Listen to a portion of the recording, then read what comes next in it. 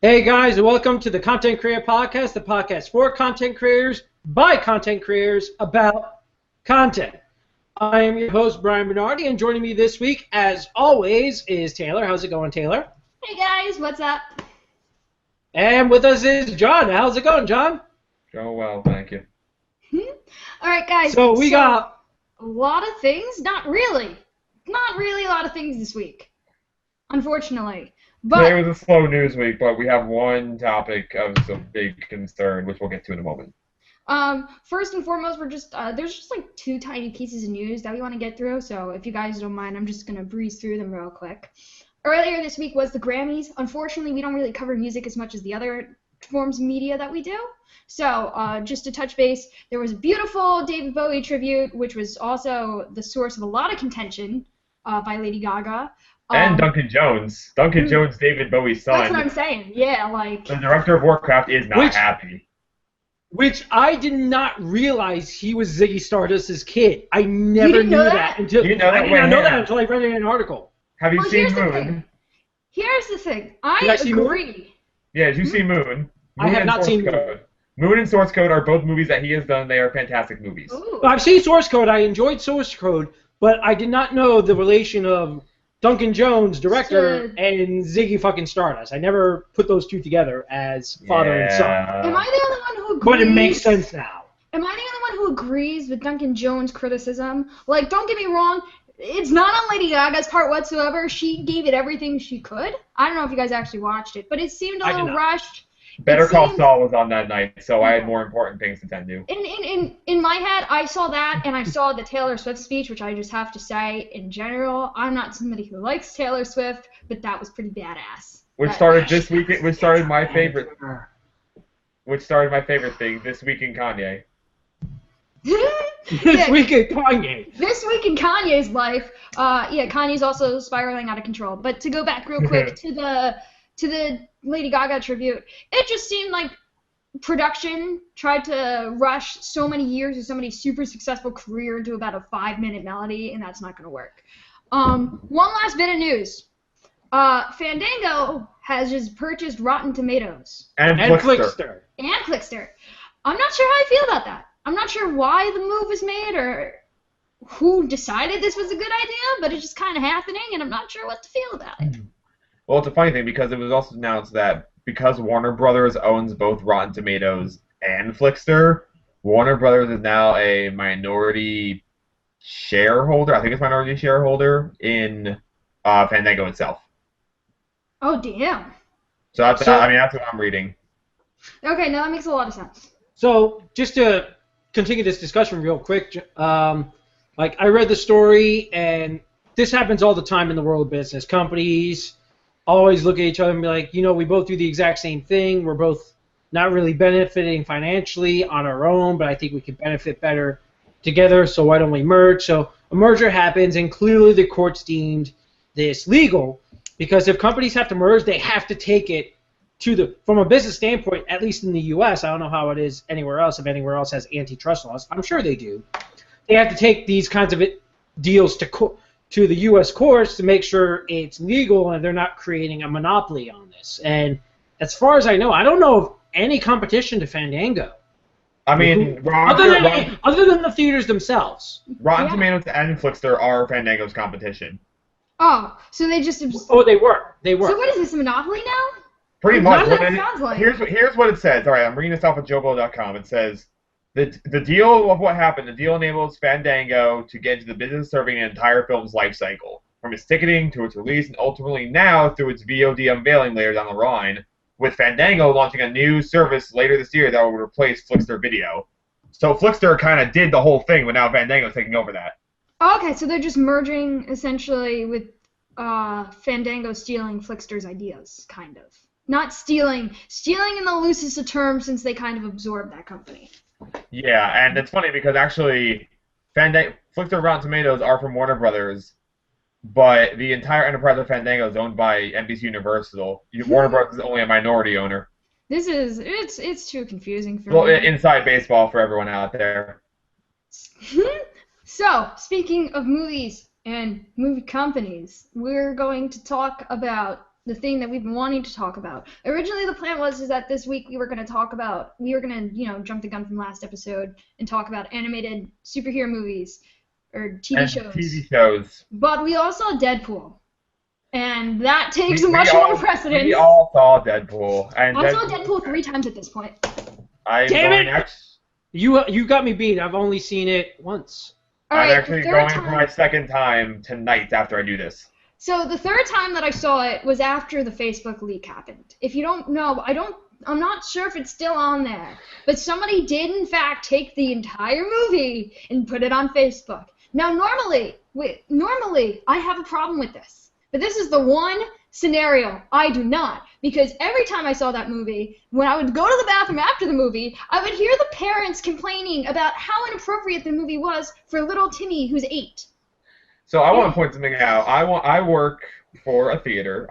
Obviously, for intents purposes, I will not say which theater it is, for obvious reasons, but I can't begin to tell you how many people I had to say no to. Fun fact, I grew up about 2 blocks away from that movie theater he works at. Oh, it's a different one now. It is? Oh, I work at a different one now. I'll tell you about that later. This is unfortunate. Wow. But I used to anyways. Yeah, so... Actually, it's fortunate. Yeah, it is fortunate because it's going down. Anyway. Okay, so... Cut that part out. Cut that part out. Long story short, we just, pretty much... We had to just tell a lot of parents, look, Ryan Reynolds chose this thing in the movie. But, like, it's not even that. I didn't even notice that. It's an R movie. I didn't even notice it in that scene, so... I did. I didn't. I did. But I have ovaries, so... Well, I'm a guy, and I'm like, oh, God is a dick. No, that's not even the scene. Okay, so discuss. No. I think at this point we should just discuss the movie. And for those watching, if you haven't seen the movie yet... We'll just put a giant red spoiler alert. We are going to spoil the shit out of this movie. All right. Jokes included. Jokes included. So, with that being said, the best joke, real quick, is in the intro, in the opening credits, when you see the Green Lantern on the piece of paper. I completely disagry. I don't think it's actually the best joke. I was just really excited that I had. There were these are some of my favorite jokes in the movie. One of my all-time favorite jokes was after this is in the middle, the beginning middle of the movie, and at this point Deadpool tried to fight and beat up Colossus and broke every bone in his body.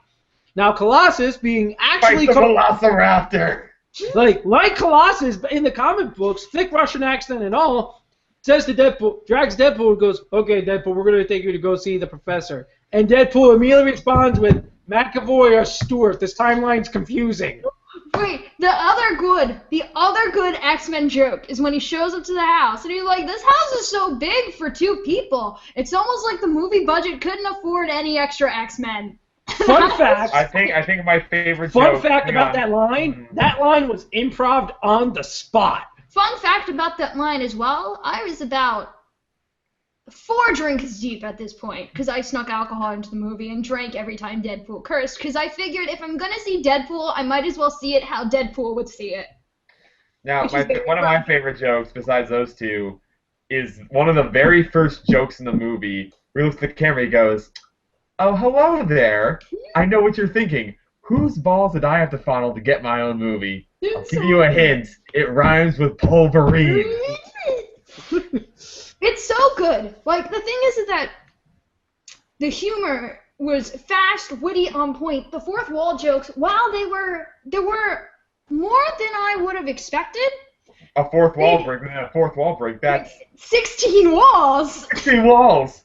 But like, they were fast. They were quick. They were smart for the most part. Like, they didn't put too much time on them, and they just happened. And that's what I liked.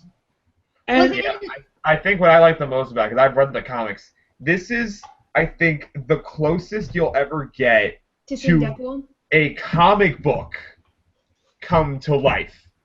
Yeah. And not just the character, I mean a comic book come to life. A big thing that I'm hearing Like, for example, we were talking about this earlier. There's a petition going around online right now where they want Ryan Reynolds in character as Deadpool to host SNL. And it's like, now I'm seeing all these things with Ryan Reynolds. He just got signed to a new movie where he's in outer space. And it brings up the question, has Deadpool finally turned Ryan Reynolds into an A-lister? Is he finally there? Yes. I mean, hang on. I'm gonna point something out. He technically has not been yet. I will dispute that. The proposal.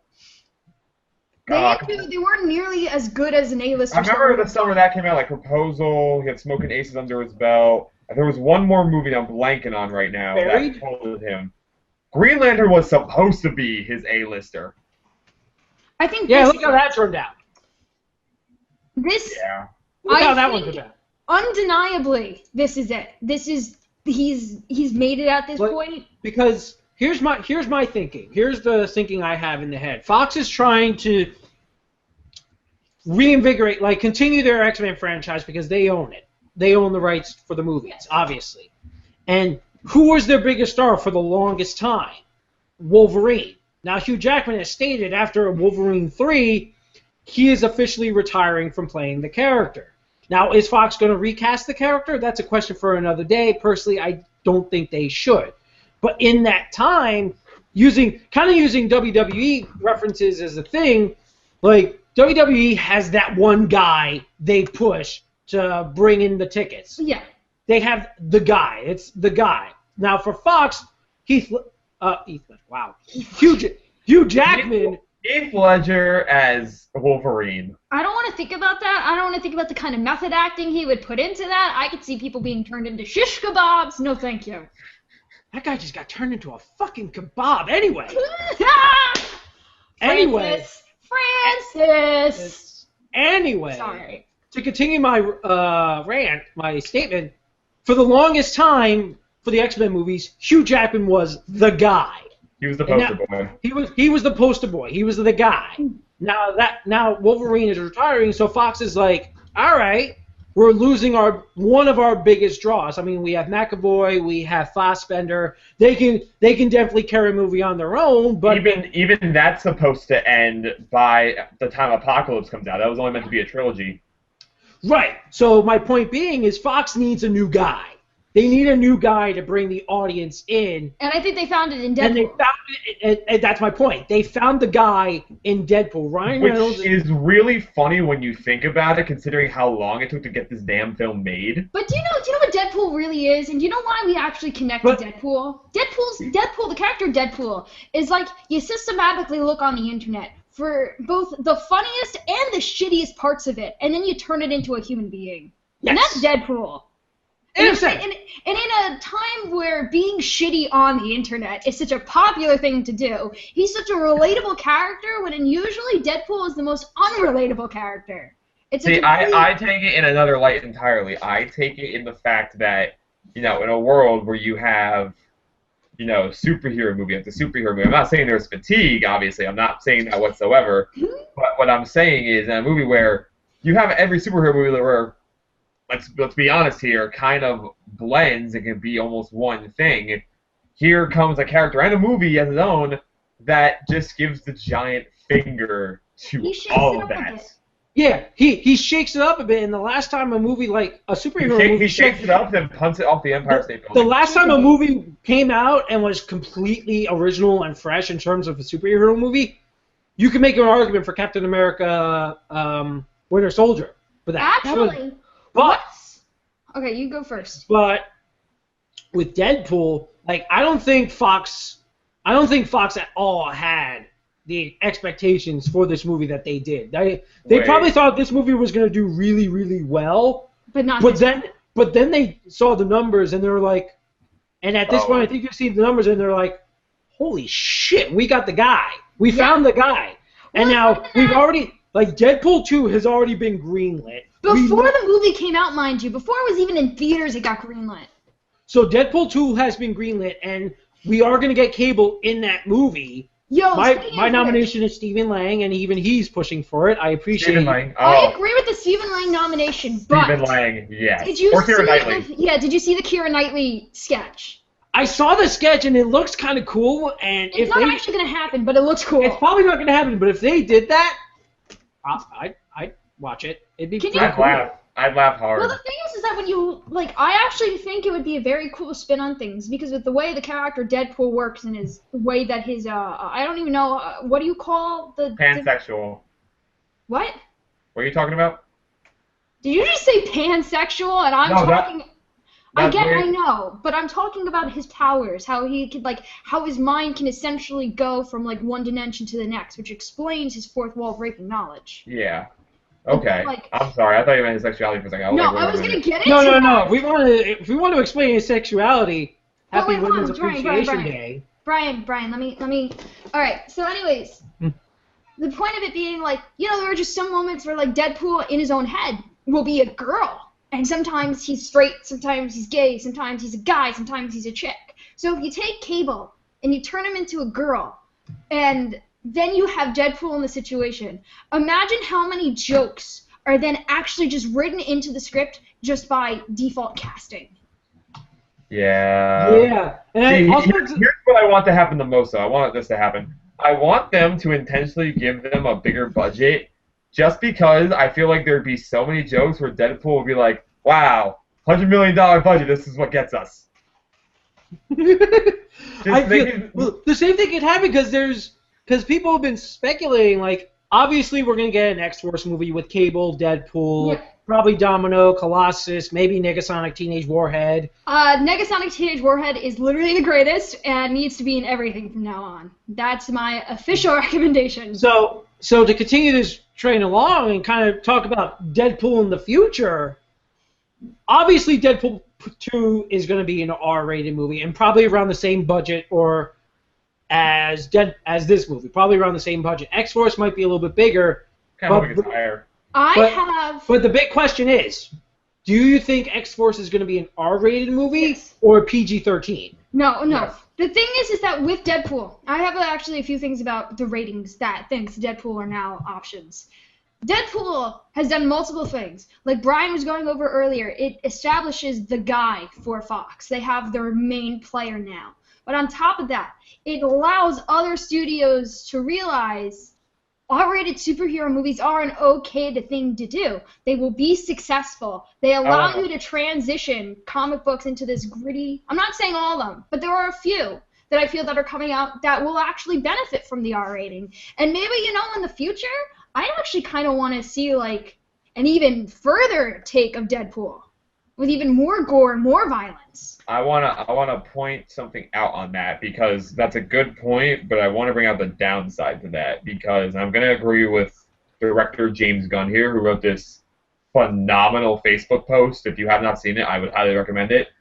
Basically, just what it says is that he wants Hollywood studios to learn what they can from Deadpool, instead of, it's like, do it where it's like you do it out of love and you want to make it R, not just let's make it like Deadpool, where we have a witty, crazy character break the fourth wall and blood and gore everywhere. Well, I'm hoping he even said when Guardians came out that people were making a movie like Guardians. You can make the argument Suicide Squad is like Guardians. Oh no! Don't do that Squad, to me. Like, if you look at Suicide Squad, you can make the valid argument that it's going to be like Guardians. But the thing is that, like, no matter what, since this Deadpool movie's out, if somebody makes an rated R superhero movie, that complaint is going to happen. They're just going to say, oh, you're making it an R-rated movie like Deadpool. And I don't want that. But, like, Batman in particular. Like, if this Batman vs. Superman was an R-rated film, think about it. Think about what they're going for. I would go gaga. I could think of a R-rated Batman solo film. Yeah, that's what I'm saying. Like, I just like an R-rated Batman film. Here's the reason why I think would die. Like if they did that, that'd be awesome on one hand. But on the other hand, Warner Brothers will never take that risk. They will never do that because Batman is their guy. I know. And it makes me so upset. Batman has always lived in a PG-13 world, and he is perfect in that world. You don't need to bring him to an R. No. I don't agree with that. Dark Knight, like the whole Batman Nolan trilogy as a whole, essentially pushed the boundary of what a PG-13 could be. Mm-hmm.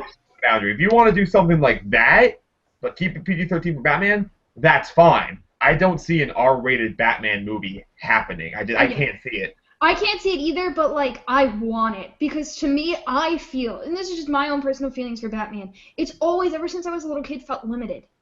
Like I feel like with the restrictions that Warner Brothers puts on Batman, they're limiting him. They're limiting his growth. Now, on one hand, you do have somewhat of a valid point. Now, to play devil's advocate here and be the studio in this little conversation, I know. that's why they won't do it R. That's why But they the won't thing do it is, R. However, with Deadpool, and if they start doing more, and I'm not saying every movie, but if they do Deadpool 2 or is one 3 of those, like, I'm going to probably hate myself for saying this, but Deadpool is one of those very, very, very few exceptions to the rule. He's a However, hang on. he's a very rare exception to the rule. And Dread. Hold on. Deadpool and Dread are like the 2 big. I'm gonna say something. No. I've wanted to see an R-rated Wolverine for a while. If this is gonna be their final Wolverine movie that he's doing, then yeah, go all out. Go bananas. an R-rated. Like, Wolverine, I agree. I want to see an R-rated Wolverine movie, and the storyline that I want to see them adapt is Old Man Logan. They can do that. If you adapt Old Man Logan, with the way that story played out in the comic books, how violent and gory it was, you could probably get away with adapted to doing a PG-13, but you lose a lot of what the story was about.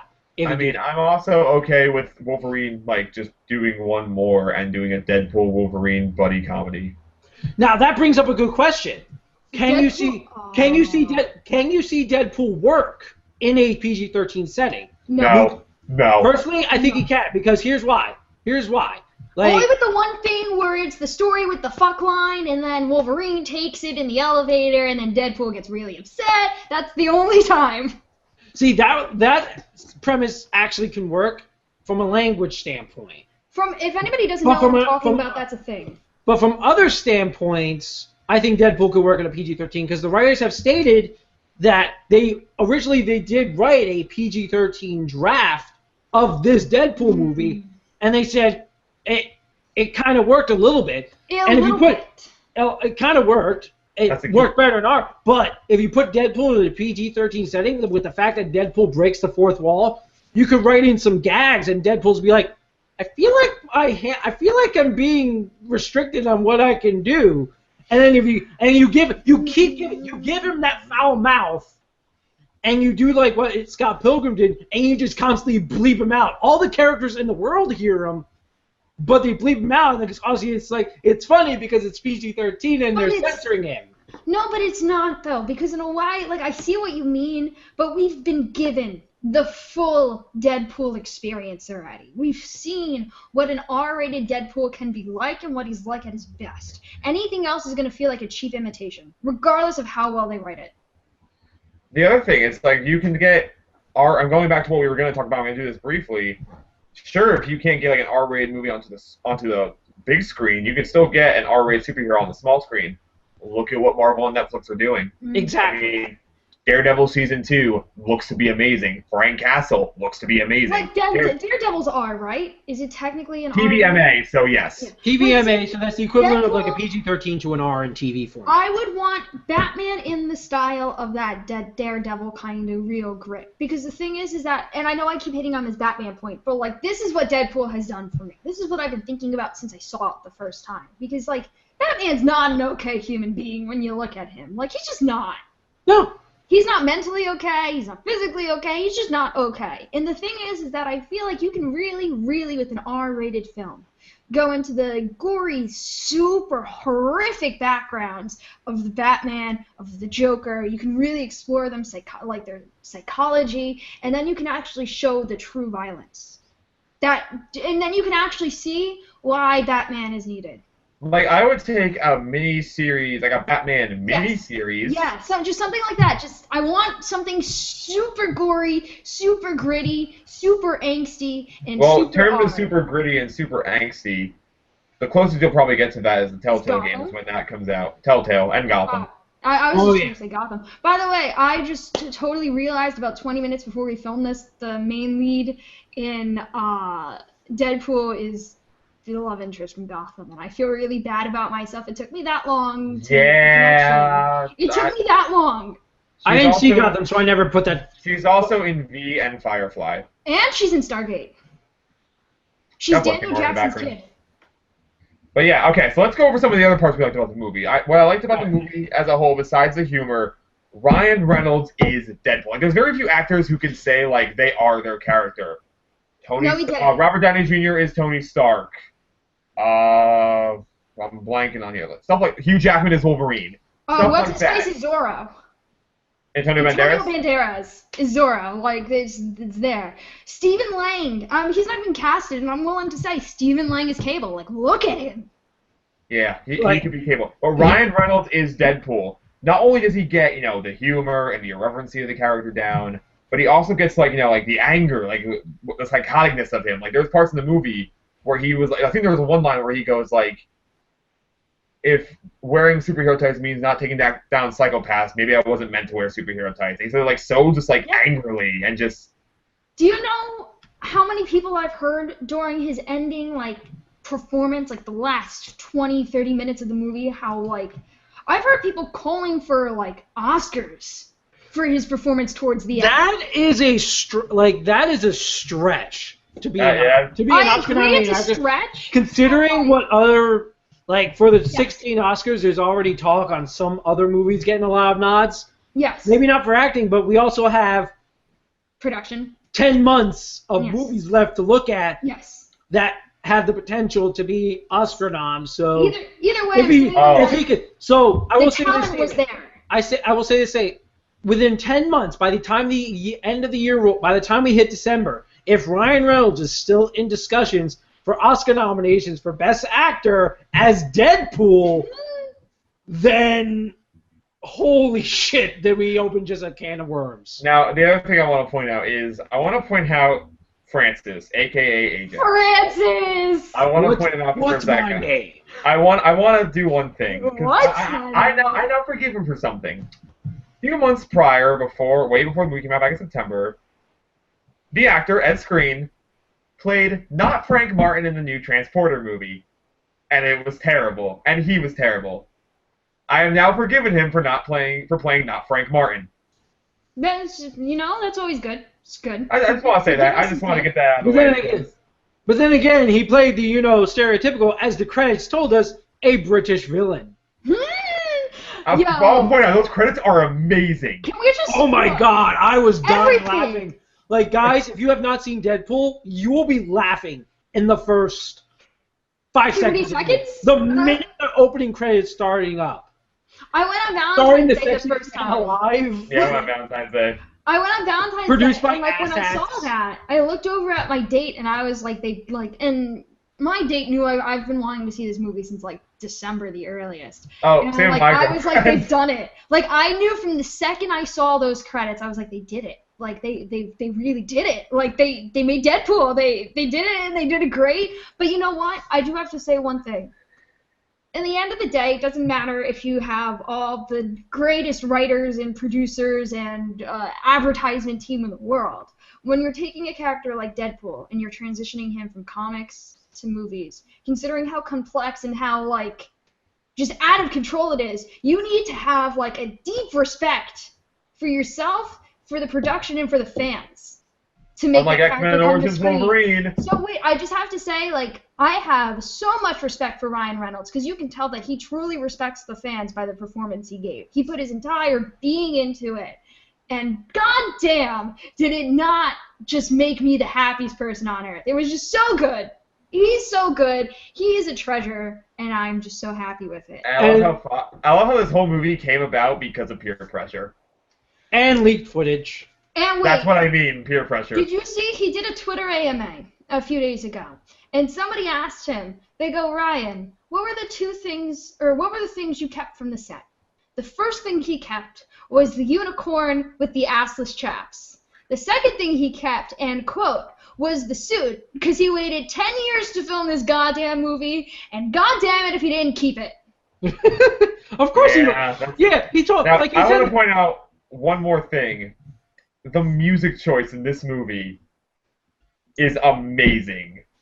Like, next to Guardians of the Galaxy, this is the most eclectic superhero soundtrack I've ever heard. My favorite song in the movie, Careless weirdly enough, Whisper? no, is no, I forget the name of the song, but it's a song they played during the montage of Deadpool's and Vanessa's relationship, and they're going through all the various holidays, and it's just naming the National holidays. Women's Day was the greatest. Yeah, guys, National Women's Day, if you haven't seen the movie, is one of those scenes in the movie where I went, well then. My favorite For song in the spoilers- movie. Wait, for spoilers real quick though, that entire sequence is just Vanessa and Deadpool, or Wade, just having sex over the various holidays, and National Women's Day, Deadpool is getting pegged. And it's kind of the greatest. My favorite song in the movie was in the very opening during the credits, where it was like, na, na, na, na, na, na, na, na, That was a great sequence. that was just amazing. Everything happening in like freeze frame, followed by that song. You want to know where that song actually comes from, for at least the first movie I've ever seen that song in? What? Charlie's Angels. Oh.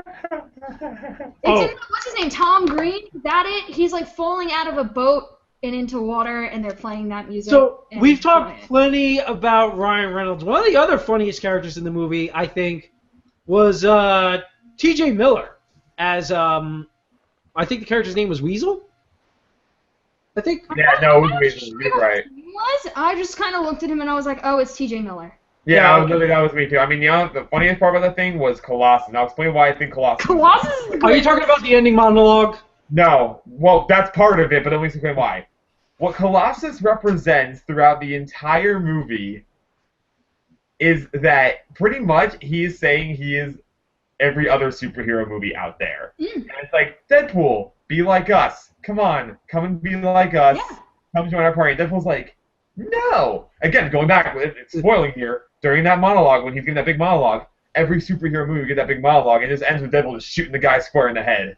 No, That movie was tense though. That was fucking good when he. No, I shot was him. laughing. I was laughing. like what's funny is like one of the weaknesses of that scene is if you're in the audience and you're watching that scene, and by this point, if you understood the character, like I understood the character by this point, I'm just sitting there and I was like, he's gonna shoot Ajax mid-speech. He's Yes. gonna shoot him. He's gonna shoot him, and Yeah. clearly he does shoot him. But what I was not expecting was Colossus vomiting Why? Because you were droning on. because you were droning on. He's just so tall and he's so big. I like But he's tall, big, muscular, kind of intimidating.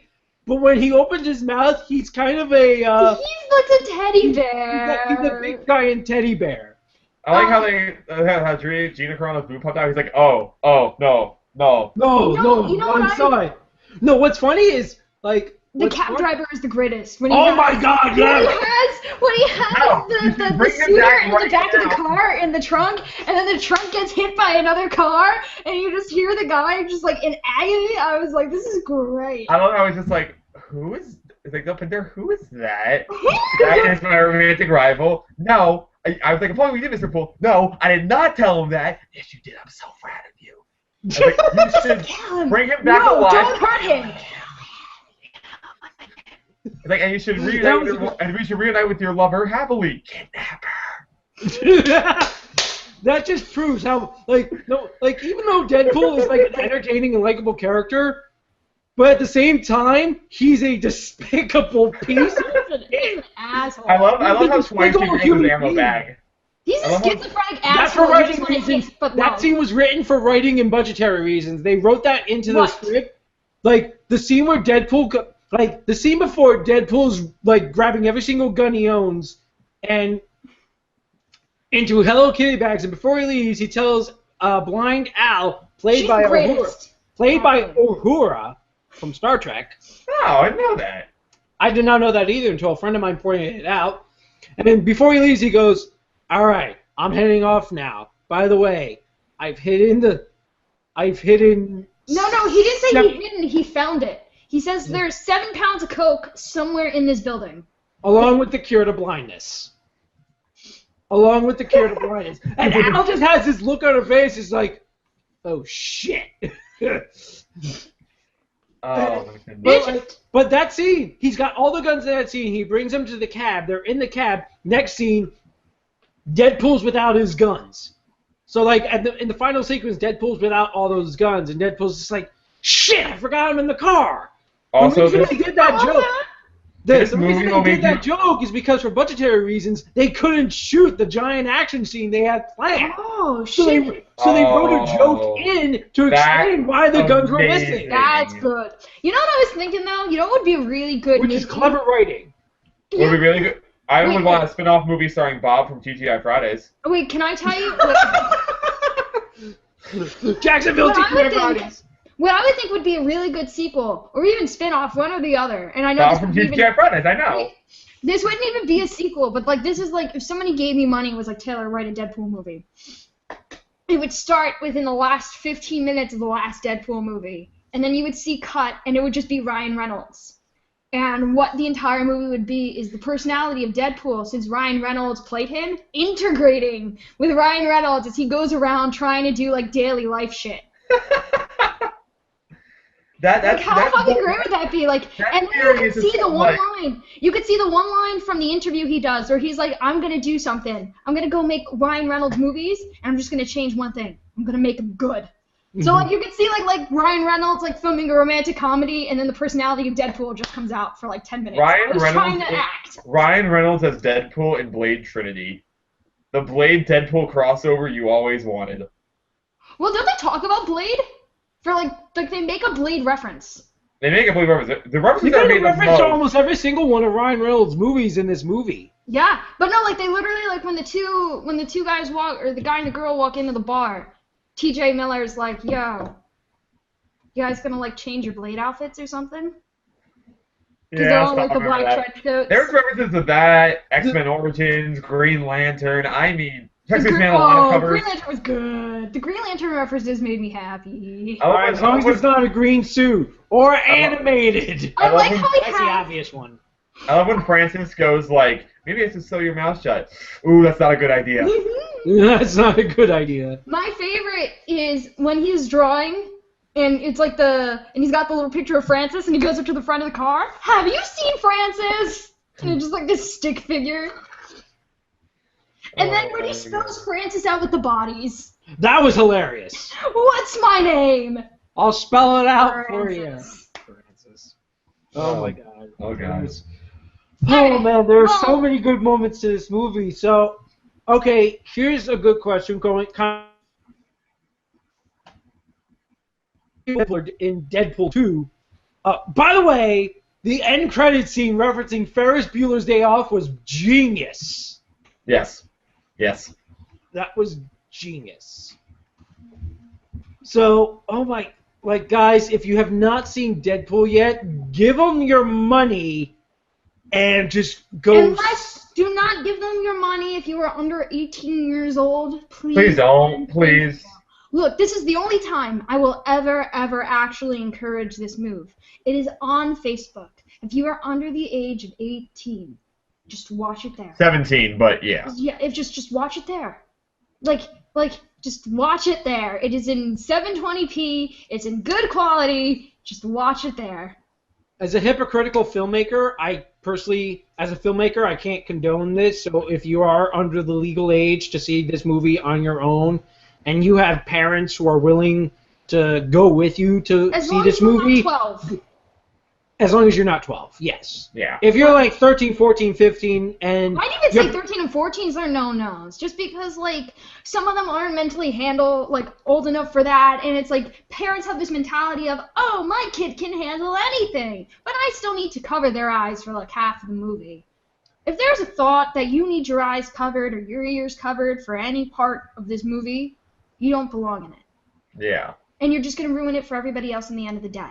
But like I said, guys, as a filmmaker, I can't condone piracy, which is what Taylor's. It's not even Sort of. piracy. It's Somebody piracy. else uploaded it. But that's another argument for another day. It's piracy. No, it's piracy. I feel bad for even recommending it, but it's just But- like I don't want the next one to be PG-13 because parents It's not are going entertaining to. their kids. It's not going to. They're not going to let that. Ryan Reynolds is a producer on this movie. It's not going to be PG-13. By the way, did you hear the one thing that he said real quick? And I just have to give him one more prop and I'm done. When he was talking about the advertisement for the movie, apparently the executives wanted to make it, and this is the story of the Valentine's Day ads. They wanted to make the ads legitimately girly, like really fucking girly for this movie. And Ryan Reynolds is like, look at the demographics. Girls love superhero movies just as much as guys do. Just do whatever you were going to do. Don't make any gender-specific things and you'll be fine. So I just have to say, like, you have a point. Ryan Reynolds wouldn't let us down anymore. Right. So, with that being said, guys, I think we've talked enough about Deadpool. If you haven't seen the movie yet, give this movie your money. Give it your money. It is an awesome movie. It's one of the best. The guy on the 25th said. This movie should stay #1 at the box office until Batman v Superman comes out, and then you can give that your money. But give this movie your money and go see it. And with that being said, guys, we're going to end it right there. Obviously, you can check the movie, follow the show on Twitter at CC_cast3. John, where can people find you? JM Scott 193.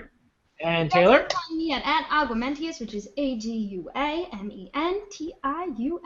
And you can obviously follow me at Brian Bernardi and join us in the discussion on there or in the comment section below talking about Deadpool or any other comic book movies or what comic movies that are being made or should be made should be R-rated R. Do they deserve to be R-rated or can they work in a PG-13 environment? Leave your thoughts on our Twitter feeds or in the comment section below. But until next week, guys, always remember, content is king. Bye-bye.